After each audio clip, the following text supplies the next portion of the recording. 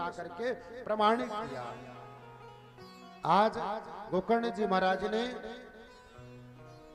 धुंधकारी को विमान में जाते देख करके बड़ी प्रसन्नता हुई। गोकर्ण जी महाराज ने निवेदन किया कि ये तो अन्याय है, हमारे समस्त श्रोता बैठे हुए हैं, सबके लिए विमान आना चाहिए।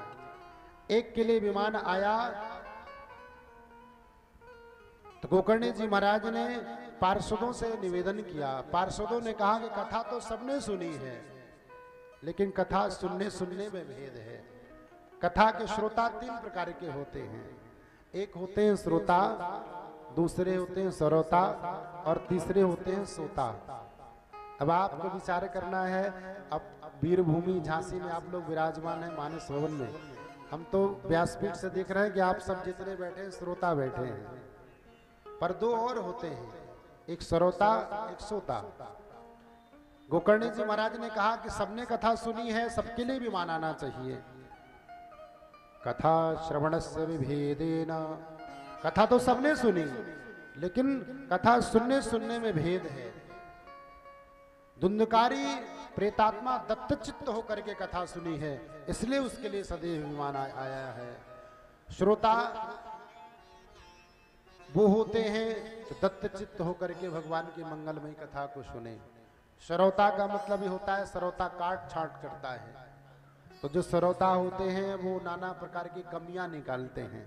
अभी ये व्यवस्था होनी चाहिए, अभी वो व्यवस्था, यानी 2-4-10 कमियां आयोजक में निकालेंगे, आयोजनकर्ता में निकालेंगे, और 2-4-10 कमियां व्यास जी में निकालेंगे, और भगवान की कथा को ठीक से सुन नहीं पाएंगे। इसलिए हमारा आपका कर्तव्य, आप तो विज्ञ श्रोता है।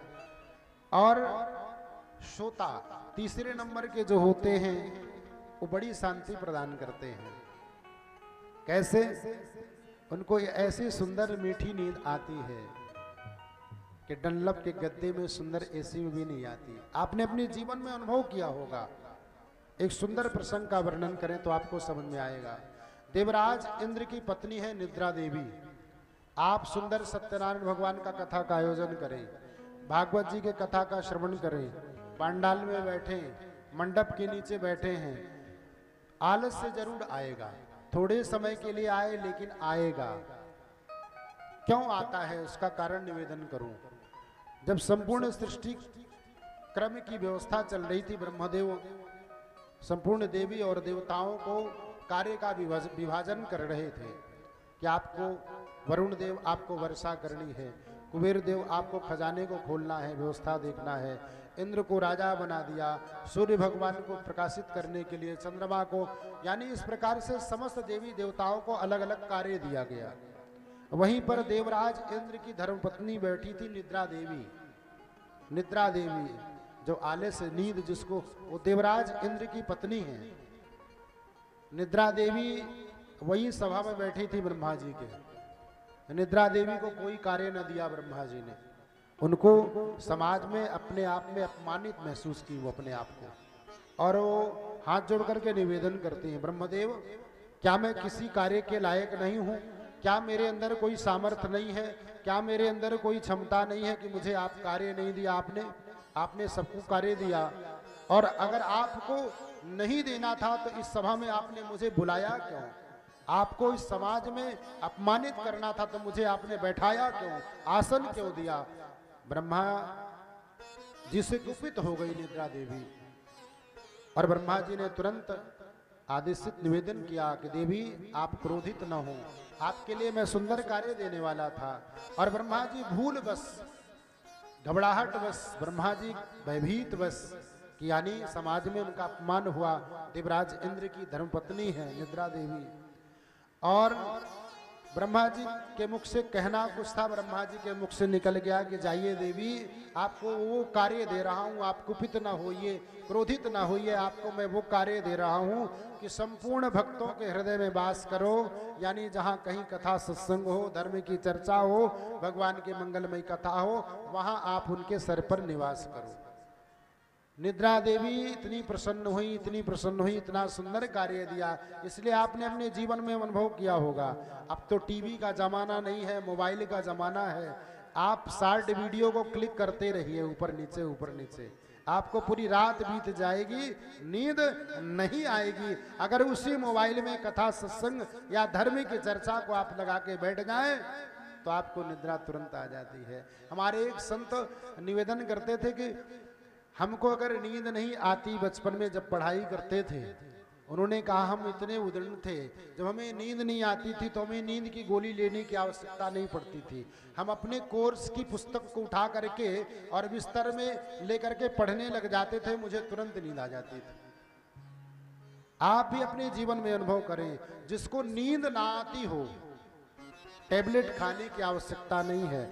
आप लेटे लेटे सुंदरकांड की चौपाइयों को पढ़ने लगे, आप हनुमान चालीसा का पाठ करने लगे, आप बिस्तर में लेट करके अनुभव करिएगा आज रात्रि में, जिसको नींद ना आती हो, 1 बार 2 बार 3 बार जब तक निद्रा ना आए हनुमान चालीसा का पाठ करिएगा। हनुमान जी महाराज की कृपा से ऐसी मीठी नींद आएगी कि आपको टेबलेट लेने की आवश्यकता नहीं पड़ेगी। इसलिए कहने का तात्पर्य कि हर मानव का कर्तव्य है कि भगवान के श्री चरणों में भक्ति और प्रेम वो करे। आज गोकर्ण जी महाराज ने संपूर्ण पार्षदों से निवेदन किया कि संपूर्ण श्रोताओं के लिए विमान आना चाहिए। इसलिए श्रोता श्रोता और सोता, तो इसलिए हम निद्रा देवी से सावधान रहें कि वो हम पर आक्रमण न करने पाए। भगवान की मंगलमयी कथा को दत्तचित्त होकर के श्रवण करें। और इधर गोकर्ण जी महाराज पार्षदों से निवेदन करते हैं कि धुंधकारी के लिए विमान आया और वो चले गए, ये समस्त श्रोताओं के लिए विमान आना चाहिए। गोकर्ण जी महाराज ने सौनकादिक ऋषियों से सूत जी महाराज निवेदन करते हैं।